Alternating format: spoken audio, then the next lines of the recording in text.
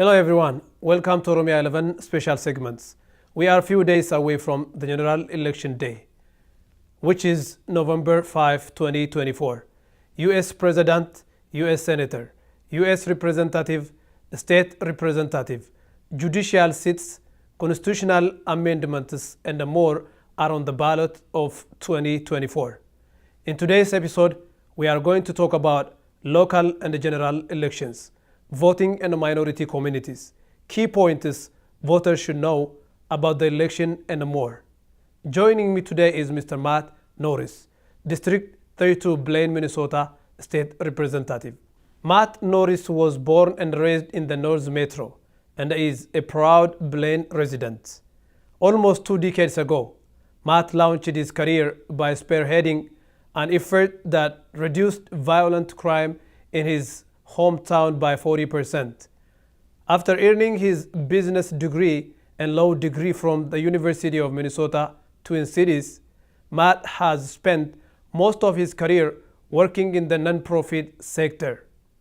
He worked for the Step Up internship program, where he created hundreds of paid professional internships for low-income high school students every summer. And just before getting elected to the Minnesota House, Matt served as the policy director at a statewide nonprofit for youth, where he worked productively with Democrats and Republicans to pass several bills in bipartisan fashion.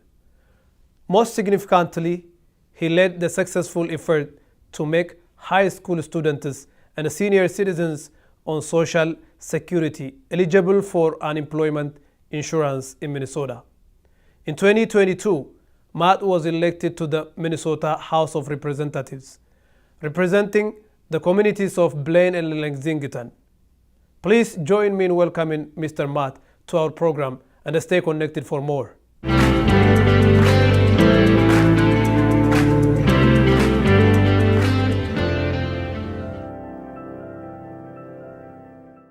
Matt, first of all, welcome to OROMIA11, and tell me about yourself a little bit and the work you do. Yeah, well, thanks for having me. I'm proud to represent the Blaine and Lexington area of Minnesota in the Minnesota House of Representatives. And I've really been involved in the community now for about 20 years in one shape or form. I got started when I was the ripe old age of 16. I got started in my hometown of Brooklyn Park, leading a youth engagement initiative that also successfully reduced youth crime, and then have really been involved in politics and public policy and serving the community in one shape or form ever since, whether that's been helping young people get paid professional internships, whether that's been advocating for young people at the Capitol, and then was honored to be elected to the Minnesota House of Representatives in 2022, and then now I'm running for re-election again here in 2024.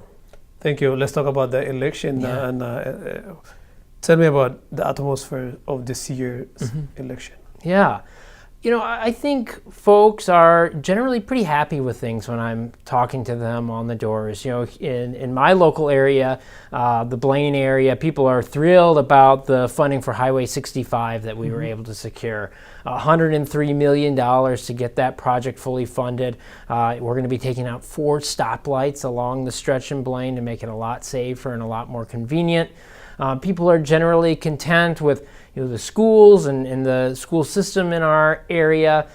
People are happy about some of the progress we've been making on things like paid family medical leave. That's going to be rolling out in 2026, allowing people to stay home when they have a baby, or if they have to take care of an ailing parent for a short period of time and still get paid. So I think the message that I've been getting from voters, I've been out knocking doors since mid-March, is that we're on the right track, and we should continue to really focus on those things that make Minnesota great: the high quality of life, the good schools, good infrastructure, good health care, all those things that make Minnesota the state we love to live in. On November 8, 2022, was the time you won the general election for Minnesota House of Representatives, District 32, Blaine, by 51.1%. What makes this year's election different than the previous one? Well, I think what makes it different is that I've got a track record now that I can show the voters. I always say, don't look at what I say, look at what I've done. And I'm really proud of all that I was able to accomplish in those first 2 years in the legislature. I was incredibly productive. I introduced 84 bills, 34 of those got passed into law. I mentioned the one that I'm most proud of, the funding for Highway 65. Politicians in the Blaine area had talked about getting that done for literally decades. And I said, give me a shot. I think I can get it done, and I did.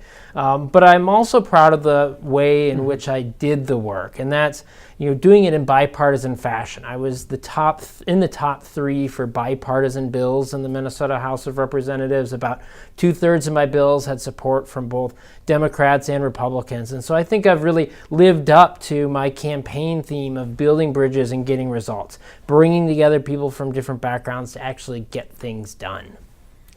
Thank you. What are the most pressing issues in the office you are seeking, and what are your goals for the office? Yeah. So looking ahead, my top focus is how do we make life more affordable for Minnesotans? We know that the cost of so many things, gas, groceries, you name it, has been going up. And the challenge is that, there's not a lot that we can do at the state level about the cost of gas or groceries. So that's why I'm really focused on what I call the 3 cares: childcare, healthcare, and senior care. All 3 of those are such big budget items for so many families. And if we can bring down the cost of those, it leaves more room for gas and groceries and everything else. So for instance, I'm the co-author of a plan at the Capitol that would cap families' child care payments at about 7% of their family income. The average Minnesota family is paying about 20% of their income right now in child care expenses. So that plan would more than cut in half child care expenses for a lot of Minnesota families. On health care, I want to protect the Prescription Drug Affordability Board that I put in place. This is a board that has the ability to review the cost of a prescription drug if we see it skyrocketing and determine, is there a legitimate reason, or is it just price gouging by the big drug companies? And I'm confident it's going to work, because when I was co-authoring the bill at the Capitol, the big drug companies were running attack billboards against me on the highway. Let's talk about the communities, especially the diverse communities now. Minnesota is, growing every year. Tell me about the diverse communities in your district. What is the role of immigrant communities, and how will you ensure that minority communities are heard? When I'm out door knocking, one of the most common questions I like to ask people is, what do you like about Blaine? What do you like about Lexington? And one of the most common refrains that I hear from people is that they love the diversity of the community in our area.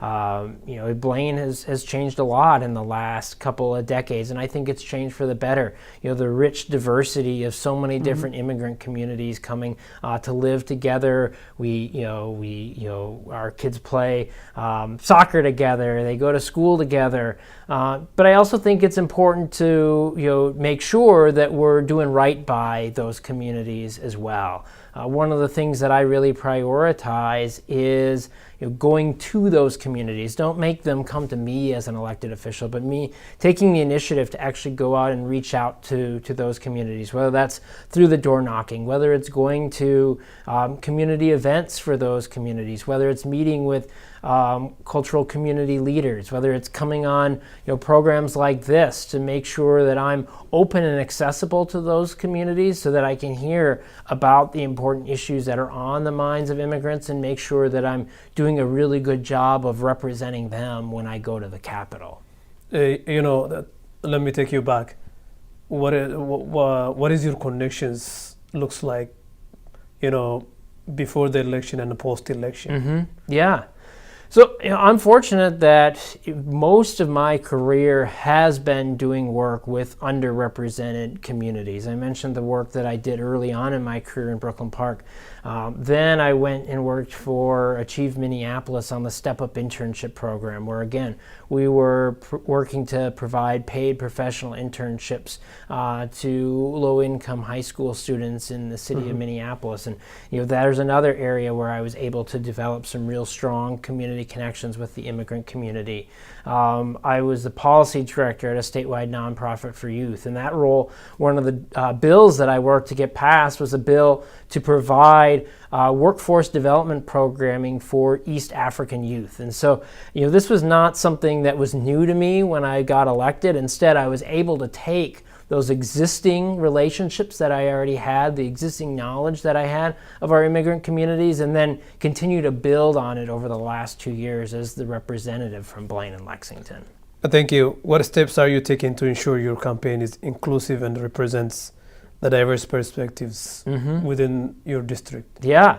I think first and foremost, it starts with who you have on your team. And I'm proud to have representatives from a number of cultural communities as part of my team. They help advise me. They help me make the connections to those various communities. I think part of it too is going out and participating in events, going and knocking doors, forging connections. We have programs that we're running through our campaign that are designed to reach each different specific cultural group. So this is not something where we're painting with a broad brush. We're really getting to know the nuance of each different immigrant community and figuring out what are the individual needs of those communities and how can I as a representative best connect with them and best serve them. Why should voters cast their ballots for you? What distinguishes you from the other candidates? Yeah. I think what really distinguishes me is, again, that ability to actually get things done for the community. I think a lot of voters understandably are frustrated with politics these days because they hear elected officials or candidates making promises that then aren't actually delivered upon. And you look at my work in my first couple of years, what I really tried to do was take what I heard on the doors 2 years ago, outdoor knocking, and turn it into action. I mentioned Highway 65. Another thing I heard was concerns about skyrocketing property taxes. So I authored and passed 2 cuts for those at the state level. I heard about concerns about keeping our neighborhoods safe. So I authored and passed $300 million in public safety aid for our cities and counties.